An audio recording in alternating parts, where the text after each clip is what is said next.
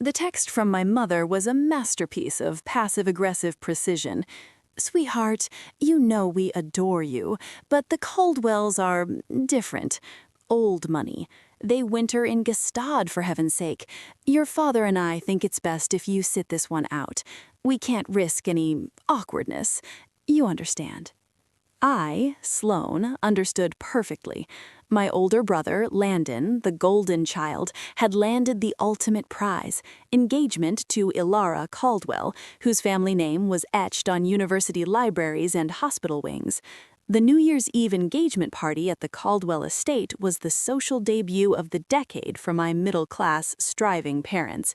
And I, the younger daughter with the unconventional career, was a variable they couldn't control, a potential smear on their meticulously polished image. My awkwardness had a name. I was an internationally sought-after graffiti conservationist and street art authenticator. My hands were often stained with paint solvents, not champagne. I wore sturdy boots, not Manolos. I spoke about the cultural significance of underground art in Buenos Aires or Berlin, not the stock market. To my parents, my career was a puzzling, slightly grubby hobby. To the Caldwells, it would be incomprehensible. My father delivered the final blow in person, his voice low and strained in my cluttered loft apartment. "Sloane, this is Landon's moment. These people, they're from another world. That story about you getting detained by police in Berlin for vandalism while restoring a mural, that's the kind of thing that would follow us. Just lie low this time. Don't ruin this for him." The injustice burned, cold and sharp. Landon, to his credit, had mumbled an apology. "It's just how they are, Sloane. It's one night." So on December 31st, while my family donned rented tuxedos and bought off-the-rack gowns to blend in with the elite, I sat in my loft with a cup of tea, my cat, and a simmering rage. I was nursing my wounds when my phone buzzed. It was Klaus Richter, the legendary reclusive German art collector. "Sloane, the piece in Miami, it's urgent. The buyer is impatient. Your eye is the only one I trust. Can you be at the private hangar in 2 hours? The jet is waiting." Klaus didn't ask, he summoned, and the fee for a single authentication could buy my parents' house twice over. Miami, where it was warm, where I wouldn't be the embarrassing secret. A reckless idea, sweet and defiant, took root. "I'll be there," I texted back. I packed a single bag, but instead of my work khakis, I pulled out a garment bag from the back of my closet. Inside was a dress I'd had made for a Vatican conference on modern art preservation, a deceptively simple column of black cashmere, cut with architectural precision. It was my armor. I paired it with my one extravagant item, a pair of severe, stunning heels. I looked in the mirror, not like the Caldwells, like myself, powerful, unknown, and utterly in control. The private jet was a silent, luxurious cocoon. Klaus's assistant briefed me. A purported early unknown Banksy had surfaced in a Miami Billionaire's collection. The provenance was shaky. My job was to render a verdict. We landed as the sun set over the Atlantic. A sleek car whisked me not to a gallery, but to a sprawling, modernist palace on Star Island, pulsating with light and music. The New Year's Eve party of the season. "The collector prefers to do business surrounded by life," the assistant explained with a faint smile. "He is theatrical." As I walked through the soaring entryway, a familiar, sickening feeling washed over me. The decor was different, all white orchids and ice sculptures instead of old master paintings, but the type of party was identical to the ones my parents had described in hushed, awestruck tones. The same kind of people, the Caldwells' world. I was handed a flute of champagne and ushered toward a private elevator. As I waited, I scanned the crowd, and there, near a towering sculpture of twisted glass, I saw them. My mother laughing too brightly, clinging to my father's arm, Landon looking stiff and handsome beside a willowy blonde who must be Ilara, and surrounding them a nucleus of people who exuded the calm, bored authority of extreme wealth, the Caldwells. My father's eyes swept the room, a nervous tick.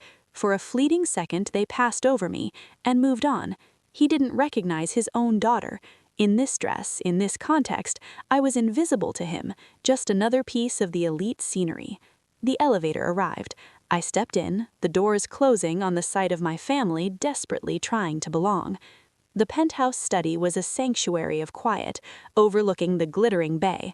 The collector stood with his back to me, examining the small, spray-painted canvas on an easel. Herr Richter sends his best eye, I see, he said, turning. I froze. The man was in his 60s, with a leonine head of silver hair and piercing blue eyes. Robert Caldwell, Ilara's father, the billionaire host. He didn't wait for my greeting. He launched into the history of the piece, a rapid-fire monologue about secret auctions and Swiss vaults. I barely heard him. My mind was reeling. The authentication was for my brother's future father-in-law. The irony was so perfect it was cruel. I forced myself to focus, approaching the canvas. I pulled out my high-powered loupe, my UV flashlight. I examined the stencil lines, the pressure patterns of the spray, the aging of the paint. The room fell silent except for the distant thump of music below. After 10 minutes, I straightened up. "It's exceptional," I said, my voice steady. "But it's not by the artist you think. It's a masterful forgery. Late 2000s, I'd say. The pigment degradation is artificially accelerated. See here? The craquelure is all wrong for the substrate. It's a beautiful fake, worth maybe 10,000 as a curiosity, not 10 million. He stared at me, not at the painting. A slow smile spread across his face. Direct, unimpressed, just as Klaus said you would be. He didn't seem upset. He seemed fascinated. "You just saved me a great deal of money and embarrassment, young lady. What is your name?" Before I could answer, the study door burst open. Ilara Caldwell floated in, followed by my brother and our parents. They were seeking a quiet refuge, a moment of awe in the host's inner sanctum. "Father, this is Landon's family. I wanted to show them the—" Ilara's voice trailed off as she saw me. My mother's smile was poised until her eyes landed on me. It slipped, then froze into a rictus of confusion and dawning horror. My father's face went blank. Landon paled. Robert Caldwell, oblivious to the seismic shift in the room, clapped a hand on my shoulder. "Perfect timing. Meet the brilliant savior of my wallet. This is the legendary authenticator Klaus calls the Ghost, the only person he trusts with the underground masters. She just spotted a fake Banksy from a mile away." He turned to me. "I'm sorry, my dear. I didn't catch your full name." Every pair of eyes in the room was glued to me. My mother's were pleading. My father's were terrified. I looked directly at my parents, a small, cool smile touching my lips. Then I turned to Robert Caldwell. "Sloane," I said, my voice clear in the stunned silence. "Sloane Bennett." For a heartbeat, there was nothing. Then Robert Caldwell's eyes widened. He looked from my family's petrified faces back to the large framed black and white photograph hanging behind his desk, which I hadn't noticed before. It was a crumbling Berlin wall covered in vibrant graffiti. In the corner of the shot, face partly turned away, was a young woman with a spray can in one hand and a conservation brush in the other. Me. The photo was famous in certain circles. It was titled The Conservator's Paradox. Robert Caldwell's mouth fell open. He pointed a trembling finger from the photo to my face. "Sloane Bennett?" he roared, his voice filled not with anger, but with astonishment. "The legendary authenticator? Klaus calls the Ghost. You're Landon's sister?" The scream of my name wasn't a horror. It was a shout of recognition, of sheer, unadulterated shock. In the world that mattered to him, the world of art, of passion, of ruthless connoisseurship, I wasn't the embarrassing younger sister. I was royalty. And from the looks on my family's faces, their carefully constructed evening, and their fragile new place in this elite world, had just shattered into a million pieces at my feet. The silence in the penthouse study was absolute, broken only by the distant, cheerful pop of a champagne cork from the party below. It was a sound from another universe. Robert Caldwell's exclamation hung in the air, vibrating with energy. He looked from the framed photograph to me, then to my family, his shrewd mind connecting the dots with lightning speed. The confusion on his face melted into first astonishment, then dawning immense delight. You never said," he sputtered, addressing my parents, but his eyes were locked on me with the fervor of a collector who has found a lost masterpiece in his own attic. My mother made a small, choked sound. Her hand flew to the triple-strand pearls at her throat, a nervous habit. "Robert, we didn't think. Sloane's work is so niche." "Niche?" Caldwell boomed, laughing. "Niche? Eleanor, the Bennett family has been authenticating old masters for the Met for 3 generations. That's niche. Your daughter," he gestured grandly at me, "your daughter authenticates the soul of the 21st century. She is the foremost expert on the most culturally significant art movement of our time that the establishment is too blind to see. The ghost, Klaus Richter's secret weapon. And you didn't think to mention her?" Each word was a hammer blow to my parents' carefully constructed facade. My father found his voice, a thin, strained thing. "We wanted the focus to be on Landon and Alara's happy union, Robert, not on Sloane's unorthodox career." "Unorthodox?" Alara spoke, her voice soft but sharp. She was looking at me with new, intense interest.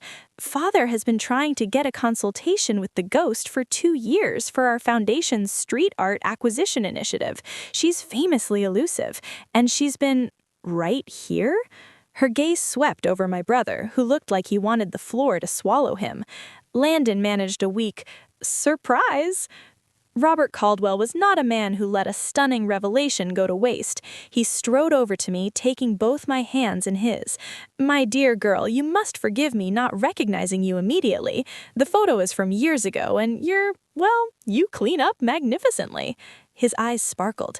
"To think the legendary ghost is my future son-in-law's sister. This is the best New Year's gift imaginable." The power dynamic in the room had not just shifted, it had performed a full somersault. I was no longer the embarrassing appendage. I was the prize, the unexpected cultural cachet the Caldwells had just acquired through marriage. My parents, who had come as humble petitioners, were now the relatives of the guest of honor. "We were just concluding business," Caldwell announced to the room, his arm sweeping to include my shell-shocked family. "Sloane has just saved me from a very costly error. That deserves a proper toast. Downstairs, now." It was a command, not an invitation. He kept my hand tucked firmly in the crook of his arm, leading the way to the elevator. My family trailed behind us like confused ducklings. The return to the main party was a scene from a surreal play. Robert Caldwell, the sun around which this social solar system revolved, cut through the crowd with me as his comet. He didn't wait to reach the bar. "Everyone," he called out, his voice carrying over the jazz quartet. A hush fell. "A wonderful surprise. This brilliant young woman is Sloane Bennett, known in the art world as the Ghost, the authenticator who separated my fake Banksy from a real fortune tonight." A wave of polite laughter and applause. "And," he added, his grin widening, "she also happens to be the sister of my future son-in-law, Landon. It seems our families are full of hidden treasures." The applause grew warmer, tinged with genuine curiosity. I saw eyes, previously glazed with polite indifference when introduced to Landon's family, now sharpening with interest as they looked at me, then at my parents. My mother was attempting a smile that looked more like a grimace. My father was staring into his champagne flute as if it held the answers. Landon was being clapped on the back by Alara, who was whispering excitedly in his ear. For the next hour, I held court. Art collectors, gallery owners, and philanthropists whose names I recognized from museum donor walls approached me. We discussed the political murals of Bogota, the ephemeral nature of wheat paste art, the ethics of preserving graffiti. I spoke their language, the language of provenance, value, and cultural capital, but with a gritty, authentic edge they found intoxicating. I was a novelty, but a powerful one. My parents hovered on the periphery, utterly stranded. Their small talk about real estate and golf courses seemed pedestrian, irrelevant. They were now defined by their relationship to me, not the other way around. At one point, my mother sidled up to me as I was finishing a conversation with a woman who owned half of the Miami design district. "Sloan," she hissed under her breath, her smile still painfully fixed for the crowd. "What are you doing?" "I'm authenticating art, Mother, and apparently my place in the family." "You're making a spectacle." "No," I said calmly, sipping my water. "You did that when you decided I was a secret to be hidden. I'm just turning on the lights." She flinched as if struck. Before she could reply, Robert Caldwell swooped in again. "Sloan, my dear, come, I want you to meet the director of MoCA. He's desperate for your consultation on their upcoming Urban Icons exhibit." As I was led away, I caught my father's eye across the room. The anger was gone from his face, replaced with a hollow, bewildered defeat.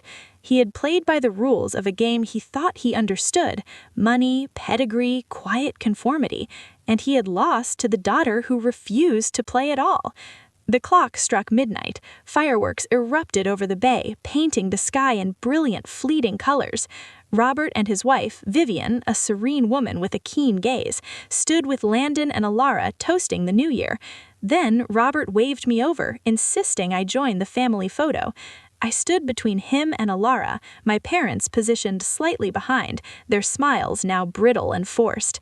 As the photographer snapped away, Robert leaned down in my ear, his voice warm with conspiratorial glee. "I haven't had this much fun at one of these in years. You've utterly dismantled your parents' little social climb. It's brutal. I admire it." "I didn't mean to cause a scene," I whispered, though we both knew that wasn't entirely true. "Nonsense. The best art always causes a scene. Welcome to the family, Ghost." The party wound down. My parents left early, claiming a headache, their retreat a silent surrender. Landon and Alara were staying at the estate. Klaus's assistant approached, informing me the jet was ready to return me to New York whenever I wished. I decided to leave immediately. There was nothing left to prove. As I gathered my coat, Landon found me in the grand foyer. "Sloan, he began, running a hand through his hair. "I'm sorry about what Mom and Dad said, about not inviting you. It was shitty." "It was," I agreed. "I didn't know. I mean, I knew you were good, but I didn't know you were that." "It doesn't matter what the Caldwells think, Landon. It mattered what you and Mom and Dad thought, and you thought I was an embarrassment." He had the decency to look ashamed. "I was wrong. Seeing you tonight, you belonged here more than any of us. You looked powerful." "It's just a dress, Landon. The power was always there. You just chose not to see it." I didn't wait for his response. I walked out into the warm Miami night, the scent of salt and jasmine in the air. The private car glided up silently. As I slid into the back seat, my phone buzzed. A text from an unknown number, followed by a request for a secure video chat. I accepted. Robert Caldwell's face filled the screen. He was in his study, the fake Banksy gone. I am. Good. Now, let's talk business. I want to retain you exclusively for the Caldwell Foundation's contemporary acquisitions. Name your retainer. I also want you to curate a show for us. From the street to the museum, the ghost's eye. What do you say? I looked at his eager, ambitious face. This was the real offer, the one that mattered. Not a seat at the table, but the power to design the table itself. Send the terms to my lawyer, Mr. Caldwell. We'll talk after the new year. His smile was victorious. I knew you were a shrewd one. Happy New Year, Sloan. Happy New Year. The call ended. I leaned back, watching the city lights blur past. The fury was gone, replaced by a deep, weary calm. I had not sought their validation, but I had taken their power. My parents' fear of humiliation had created the very scenario they dreaded, and in doing so, they had finally, irrevocably introduced the real me to their world. The ghost was out of the shadows, and she had just been given the keys to the castle. The jet ride back to New York was a liminal space, a silent cocoon between two worlds. The adrenaline of the confrontation had faded, leaving behind a profound exhaustion and a crystal-clear understanding. My life had bifurcated. There was before the party, and there was after. Before, I was Sloane Bennett, respected in a small, passionate circle, misunderstood by my family, content in my messy, authentic loft. After, I was Sloane the Ghost Bennett, the secret weapon of the Caldwell Empire, the sister who had humiliated and then elevated her family in a single night, a name whispered in art circles with renewed, commercially tinged awe. The first week of January was a deluge. My lawyer, a no-nonsense woman named Iris, who had handled my contracts since my first major authentication, called me. Caldwell's people sent over the terms. Sloane, the retainer, is obscene. It's more than you've made in the last 3 years combined. The exhibition curation fee is a separate line item that could fund your studio for a decade. There's also a non-disparagement clause about the family that's interesting. Iris, just tell me what to sign. Sign it all. But know this, you're not just selling your expertise now. You're selling a piece of your mystique. The Ghost goes from being an industry legend to a Caldwell-branded asset. Are you ready for that? Was I? The money was freedom on a scale I'd never contemplated. It meant I could fund my own preservation projects without grants, travel without counting pennies, secure my future. But it also meant Robert Caldwell would have my number on speed dial, expecting access and results. It meant my unorthodox career was about to become very, very orthodox in its funding. I thought of my parents' horrified faces. I thought of the condescending, niche comment. I signed the documents. The immediate effect was on my family dynamic. It was a Cold War conducted over text messages and strained weekly phone calls. Mom, your father is very hurt. He feels you deliberately upstaged Landon on his big night. Me, I was hired to do a job. I didn't know it was his party. You're the ones who didn't tell me about it, remember? Dad, Robert Caldwell called me, wanted to express his delight at the connection. He invited us to the Foundation Gala in April as your guests. Do you understand how awkward that is? Me, you wanted to be in their world. Now you are. Enjoy the gala. Landon was the only one who made a genuine, if clumsy, effort. He came to my loft bearing 2 overpriced coffees and a look of contrition. Look, Sloane, he said, awkwardly perched on a stool surrounded by canvases and chemical trays. I get it. You won. Mom and Dad were total jerks. But they're struggling. Their whole lives they've measured success by fitting in, and you just proved that not fitting in is a superpower they can't comprehend. It's terrifying for them. It shouldn't be terrifying. It should have been something they were proud of all along, I said, but the heat was gone from my words. I was tired of being angry. I know, but can you throw them a bone? Come to Sunday dinner? Just be normal. Normal is a setting on the dishwasher, Landon, but I'll come. Sunday dinner at my parents' suburban home was a study of forced normalcy. The conversation was a minefield. My mother asked about my work with all the enthusiasm of someone inquiring about a dental procedure. My father talked about golf. It was only when Landon, trying valiantly, asked about the Caldwell exhibition that the facade cracked. So this show you're doing for them, what will it be? He asked. It's called Ephemeral Permanence. It's about street art that was never meant to last, but was preserved through photography, community memory, or in rare cases, physical salvage. I'm sourcing pieces from Berlin, Sao Paulo, Tokyo. I could see my parents' eyes glazing over, but I continued. Robert wants it to be a spectacle, but I want it to be about context, to show why this art matters. My mother put down her fork. And the Caldwells are paying you a fortune for this? To put up graffiti? To curate a globally significant cultural exhibition, Mom? Yes. She shook her head, a gesture of pure bewilderment. I just don't understand it. That was the heart of it. They never would, and for the first time, sitting in my childhood dining room, I truly accepted that. Their inability to understand was no longer a wound, it was a simple fact, like the weather. I could be angry at the rain, or I could carry an umbrella. I don't need you to understand it. I need you to accept that this is who I am, and it has value, even if that value is measured in something you don't respect. The silence that followed was different from the tense ones before. It was softer, charged with a reluctant acceptance. My father cleared his throat. Robert Caldwell respects it, that much is clear. It was the closest I would get to an acknowledgement. My professional life, meanwhile, exploded. Working with the Caldwell Foundation was a masterclass in operating at scale. Meetings were in boardrooms with views of Central Park. Budgets had more zeros than I'd ever seen. Robert was a demanding but brilliant patron. He pushed me to think bigger, to be bolder, while his wife, Vivian, had a sharper, more nuanced eye for the emotional core of the art. "Don't let him turn it into a circus, Sloane," Vivian told me over tea one afternoon in their penthouse. "He loves the spectacle. You must fight for the soul. That's why he hired you. He knows he needs you to make it legitimate."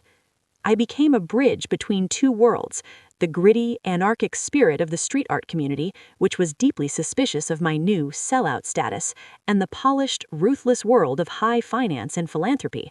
I had to convince legendary, reclusive artists to trust me with their stories and their work, while also assuring the Caldwell's board that this wasn't just rebellious nonsense, but a sound investment in cultural capital.